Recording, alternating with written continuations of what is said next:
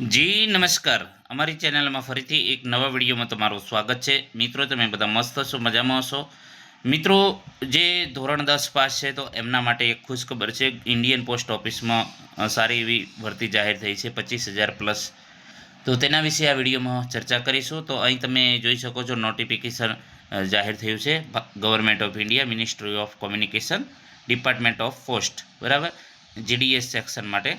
અહીં તમે જોઈ શકો છો notification number 17/12/2026, GDS date 20 August 2026. તો ગ્રામીણ ડાક સેવક માટે, બરાબર, જેમાં બ્રાન્ચ પોસ્ટ માસ્તર અને આસિસ્ટન્ટ બ્રાન્ચ પોસ્ટ માસ્તર જગ્યાઓ અને ડાક સેવક માટે ભરતી જાહેર થઈ છે. રજિસ્ટ્રેશન અને ઓનલાઈન જે એપ્લિકેશન, બરાબર, અને જે એડિટ કરેક્શન માટે અહીં તમે જોઈ શકો છો, જેમાં ઓનલાઈન એપ્લિકેશન જે છે 31/8/2026થી 19/9/2026 સુધી ચાલુ રહેશે. એના પછી સબમિશન ઓફ ઓનલાઈન એપ્લિકેશન અને ફી પેમેન્ટ 2/9/2026થી 21/9/2026 સુધી. અને રજિસ્ટ્રેશન એપ્લિકેશન ફી એટલે કે કરેક્શન, રજિસ્ટ્રેશનમાં કંઈ ભૂલ થઈ હોય એપ્લિકેશન ફોર્મમાં કે ઓનલાઈન ફીમાં, તો એ કરેક્શન વિન્ડો ખુલશે 23/9/2026થી 24/9/2026, બરાબર. તો તમામ વિગતો અહીં આપેલી છે નોટિફિકેશનમાં. આ નોટિફિકેશન તમને અમારી ટેલિગ્રામ ચેનલમાં મળી જશે. મિત્રો, તો વાત કરીશું તેના વિશે ડિટેલમાં. અહીં તમામ વિગત આપેલી છે. બ્રાન્ચ પોસ્ટ માસ્તર અને આસિસ્ટન્ટ બ્રાન્ચ પોસ્ટ માસ્ટર અને ડાક સેવક. અહીં જોઈ શકો છો જે કેટેગરી, એનો પગાર ધોરણ. તો બ્રાન્ચ પોસ્ટ માસ્તર માટે 12,000થી 29,380, અને આસિસ્ટન્ટ બ્રાન્ચ પોસ્ટ માસ્તર અથવા તો ડાક સેવક 10,000થી 24,470. એજ લિમિટની વાત કરીશું તો મિનિમમ એજ લિમિટ છે 18 વર્ષ અને મેક્સિમમ છે 40 વર્ષ, બરાબર. અને જે અનામત કેટેગરીના ઉમેદવારો માટે જે મળવાપાત્ર છે, એસસી એસટી ઓબીસી મિત્રો, એસસી અને એસટી માટે 5 વર્ષ છે, ઓબીસી માટે 3 વર્ષ છે. ઇકોનોમિકલી વીકર એટલે કે ઈડબ્લ્યુએસ માટે એજ રિલેક્શન નથી. જે પીડબ્લ્યુબીડી, જે પર્સનલ વિથ બેન્ચમાર્ક ડિસેબિલિટી માટે 10 વર્ષ છે છૂટછાટ, અને પીડબ્લ્યુબીડી ઓબીસી માટે 13 વર્ષ છે, અને એસસી એસટી માટે 15 વર્ષ છે. એજ્યુકેશન ક્વોલિફિકેશનની વાત કરીશું તો મિત્રો, જે અહીં તમે જોઈ શકો છો કે શૈક્ષણિક લાયકાત તો ઉમેદવાર માન્ય ધોરણ 10 પાસ એટલે કે એસએસસી પાસ હોવો જોઈએ, સાથે ગણિત અને અંગ્રેજી વિષય સાથે પાસ કરેલો હોવું જોઈએ. પછી લોકલ લેંગ્વેજ એટલે કે સ્થાનિક ભાષાનું જ્ઞાન હોવું જોઈએ. ઉમેદવારે ધોરણ 10 સુધી સંબંધિત જે પોસ્ટર સર્કલની સ્થાનિક ભાષા જેમ કે ગુજરાત માટે ગુજરાતી ભણેલી હોવી જોઈએ. અહીં તમે જોઈ શકો છો special provision in respect to knowledge of the local language, બરાબર. તો જે તે સ્ટેટ વાઇઝની તમને એનું નોલેજ હોવું જોઈએ. એના પછી વાત કરીશું અધર ક્વોલિફિકેશન, તો knowledge of computer, knowledge of cycling અને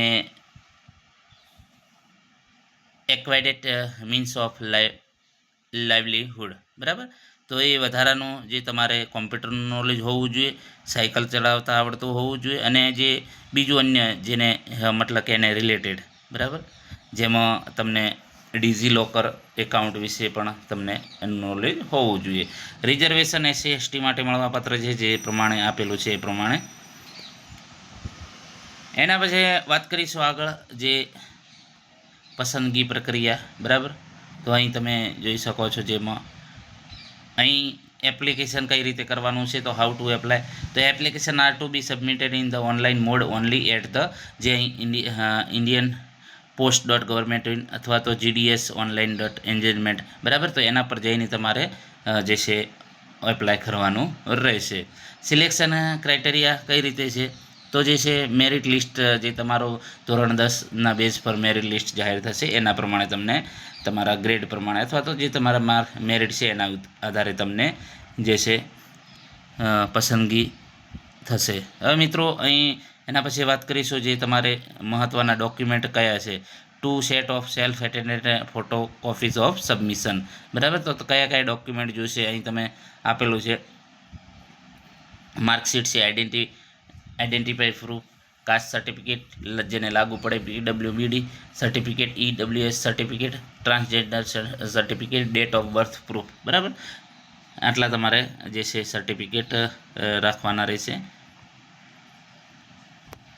બીજી અન્ય વિગતો આપેલી છે મિત્રો.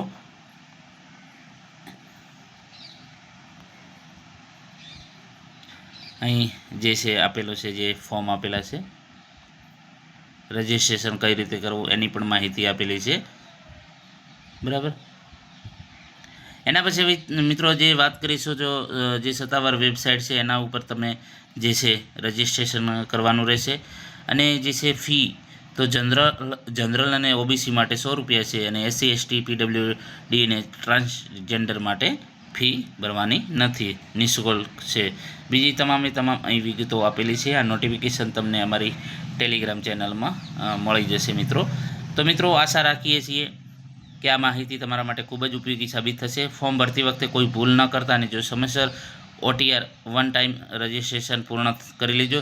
જો તમને ફોર્મ ભરવામાં કે અન્ય કોઈ બાબતમાં મૂંઝવણ હોય તો નીચે કોમેન્ટ કરીને તમે જે છે તમે જણાવી શકો છો, બરાબર.